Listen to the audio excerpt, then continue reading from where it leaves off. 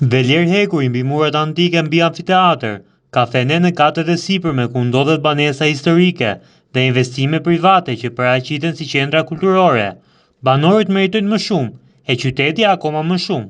Urbanisti Artan Kacani bëri këtë postim në rrjetet sociale një ditë më parë, të cilin e shoqëron edhe me materiale nga plani detyruar vendor për zonën e re të zhvillimit në Durrës, ose më saktë zonën historike të qytetit 3000 vjeçar, që preket nga zbatimi i projektit TID në amfiteatër dhe përgjat bulevardit Epidam. Kacani referoi dokumenteve zyrtare të artuara nga studiot Stefano Boeri Arkitekti dhe Sun Architects, të cilët fituan vite më parë konkursin organizuar nga Ministria e Kulturës dhe Fondacioni Shqiptaro-Amerikan i Zhvillimit për të krijuar një park arkeologjik dhe për të ruajtur rrënojat romake në Durrës. Për Durrës Lajm, urbanisti Kacani deklaron se ky projekt ka një sër shkeljesh dhe i shërben më shumë interesave klienteliste, që duan të spastrojnë një nga lagjet më të vjetra të Durrësit. Një ndër shkeljet kryesore është vetë fakti që plani menaxhimit e i kalon kufijtë e zonës administrative të vetë amfiteatrit, duke shembull më shumë se sa 90% të banesave që ndodhen rreth përqark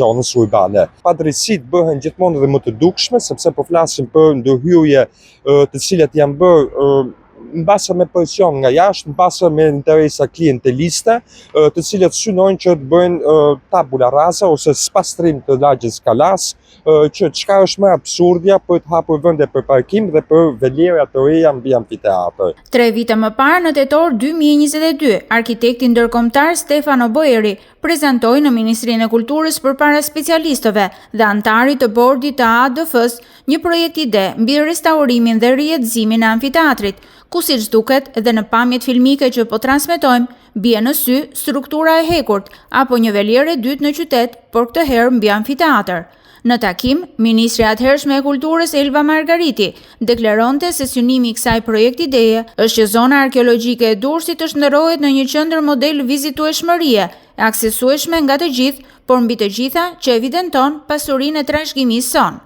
Por projektideja e Boerit, Ministrisë së Kulturës dhe ADF-s do t'i kushtoj shumë 74 familjeve durrësake, banesat dhe bizneset të cilëve prishen për t'i hapur rrugë projektit dhe shpronsohen me vlera qesharake monetare. Në të njëjtën kohë, monumenti më i rëndësishëm i trashëgimisë kulturore të Durrësit rrezikon dëmtimin. Strukturat e hekurit faktikisht prishin simetrinë e amfiteatrit, prishin strukturën dhe bazamentin, dhe aty ku synohet prishja e shtëpiave, synohet ose ndërtimi i strukturës hekurit ose ndërtimi i kafeneve. Dhe një pjesë të tjera të banesave të vogla parashikohen që të transformohen në qendra